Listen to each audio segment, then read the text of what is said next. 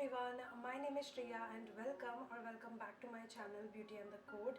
आज के वीडियो में मैं आपके साथ परफ्यूम रिव्यू शेयर करने वाली हूँ and this one is from Lalique and ये ललिक का सैटिन eau de parfum है एंड मैं इसको बहुत दिनों से टेस्ट एंड ट्राई कर रही हूँ एंड फाइनली थॉट कि अब समय आ चुका है रिव्यू करने का।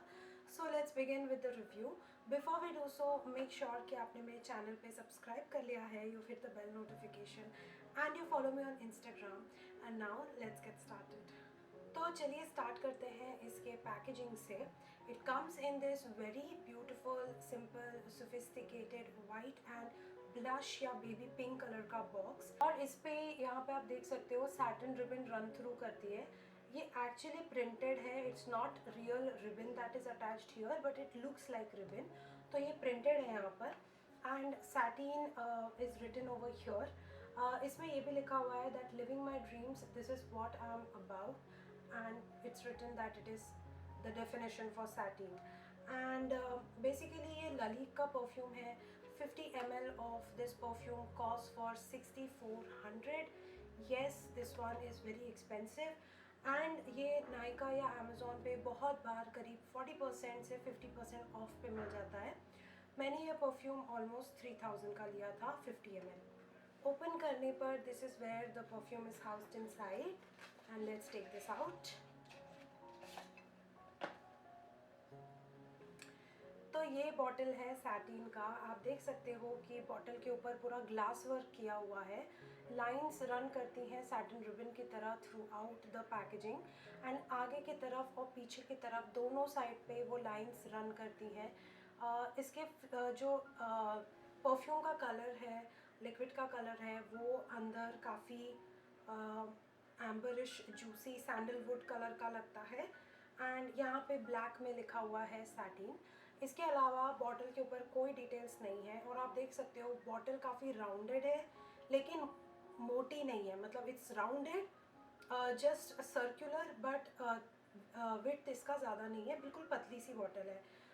ओवरऑल इसका पैकेजिंग थोड़ा सा डिफ़िकल्ट है कैरी करने के लिए, थोड़ा सा डिफ़िकल्ट है होल्ड करके अप्लाई करने के लिए एंड ओवरऑल जो पैकेजिंग है वो मुझे कहीं ना कहीं फ़ील होता है कि बहुत नाजुक है। जो ग्लास है इसका वो थोड़ा सा नाजुक लगता है, मतलब मुझे ऐसा लगता है कि स्टर्डी नहीं है। ग्लास बॉटल को देखकर ऐसा लग रहा है कि थिकनेस मिसिंग है, तो वो मुझे अच्छा नहीं लगा। प्लस एक और बात ये है कि इसका जो कैप है वो ठीक से फिट नहीं होता।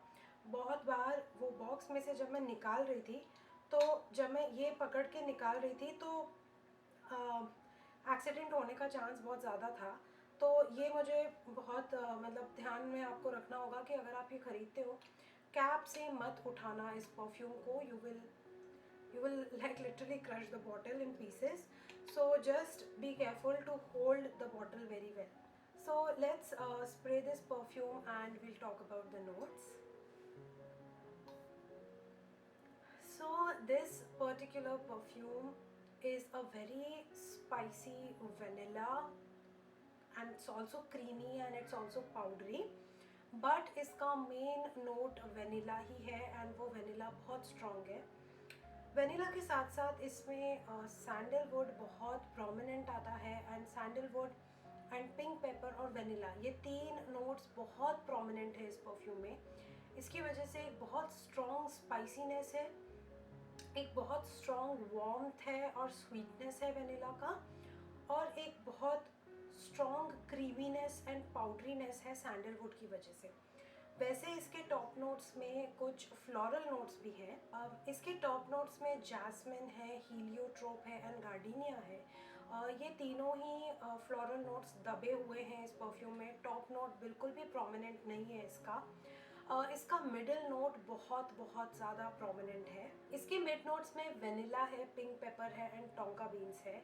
ये तीन का कॉम्बिनेशन एकदम स्पाइसी, अर्थी एंड बहुत ही ज़्यादा स्वीट है वेनिला की वजह से and this just overtakes the top notes. Like आपको जैस्मिन, हीलियोट्रोप, गार्डिनिया है या नहीं वो पता ही नहीं चलेगा because vanilla, tonka beans and pink pepper बहुत स्ट्रॉन्ग है। देन इसके बेस नोट्स में थोड़ा सा फ्रेशनेस आता है वेटिवर की वजह से and this has a lot of uh, earthiness and a lot of punch to it because patchouli is added in the base notes, and then you have sandalwood. So basically ये सारे notes में से जो सबसे ज़्यादा उभर के आता है is vanilla, tonka beans, pink pepper and sandalwood. बाकी के जितने भी notes हैं इसमें वो सब मिला के थोड़ा सा एक earthiness provide करते हैं. Vetiver से थोड़ा सा freshness आता है and जो top notes हैं ज़रा सा floral touch आता है which is hardly noticeable. Overall जो मुझे लगता है इसके नोट्स और इसको लगाने के बाद जो फील आता है, आई डेफिनेटली फील कि ये बहुत ही soft, creamy, romantic kind of a perfume है.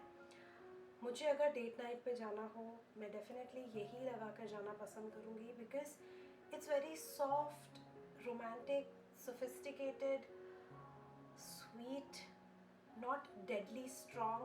Like if I go out with someone, I don't want them to cloy because of my perfume, so this is kind of the perfume which has that balance.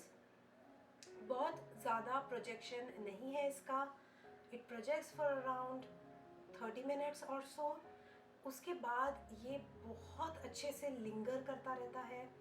It sticks to the clothes really really well. Skin पे उतना नहीं टिकता, clothes पे ये टिकता है और थोड़ी थोड़ी देर में ना विस्प आता रहता है इस परफ्यूम का. That sweet vanilla wisp you will get and which is so so good. तो इसका जर्नी थोड़ा सा डिफरेंट है बाकी परफ्यूम्स के साथ. हमेशा वो एक विस्प आता रहेगा, हमेशा इसका प्रेजेंस फील होता रहेगा, लेकिन ये दूसरों को क्लॉय नहीं करेगा. तो वो चीज़ मुझे बहुत ज़्यादा पसंद है इस परफ्यूम के बारे में. ऑल्सो मैं ओकेजन ऑलरेडी बता ही चुकी हूँ. This is a very romantic kind of a perfume. Definitely evenings, night wear and winters, autumns के लिए ये बहुत ज़्यादा appropriate है. But you can even easily carry this off during daytime. ये office wear के लिए भी बहुत अच्छा है because again it is very soft and romantic. तो ये आप ऑफिस में भी लगा के जा सकते हो. Your colleagues are not going to be cloyed with your perfume for sure. इसका projection I told you अच्छा नहीं है. Just like it stays for some time but then it does not project well to others. It does not leave a trail. Ciaz उतना अच्छा नहीं है. But इसका longevity अच्छा है. मतलब it is there. ऐसा नहीं है कि गायब हो जाता है. It's there and विस्प आते रहते हैं. क्या ये परफ्यूम बहुत बहुत बहुत यूनिक है? No. For the price that you're paying, this perfume is not so unique. But is it good? Yes, it is very good. And I actually got very confused when I first got it. ये perfume ने मुझे सबसे ज़्यादा confuse किया है because जब मैंने इसको एक बार लगाया तो मुझे लगा कि अरे ये तो लॉन्ग लास्टिंग नहीं है. फिर जब मैंने सेकेंड टाइम लगाया मुझे लगा ओ माय गॉड ये बहुत लॉन्ग लास्टिंग है. फिर थर्ड टाइम लगाया तो इसके विस्प आ रहे थे. देन फोर्थ टाइम लगाया तो मतलब every time I had some different experience. फिर जब मैंने इसको थोड़ा रेगुलरली लगाना यूज़ करना स्टार्ट कर दिया तब मेरा एक कांस्टेंट ओपिनियन बन गया एंड ओवरऑल एक पॉजिटिव कांस्टेंट ओपिनियन बना. I am glad to have this in my collection but if this gets over will I repurchase it? Probably not because it's not very unique. I have sandalwood का perfume अलग से, I have vanilla अलग से. If I want I can even layer these perfumes to get a similar perfume like this. So I don't think this is unique. Plus the price is very high for this is what I feel. वैसे मुझे ललीक के perfumes बहुत पसंद है. Like don't get me wrong, Lalique is one of my favorite brands and Lalique का Amethyst is literally my go-to perfume. But somehow for the price that you're paying, I feel this is overrated.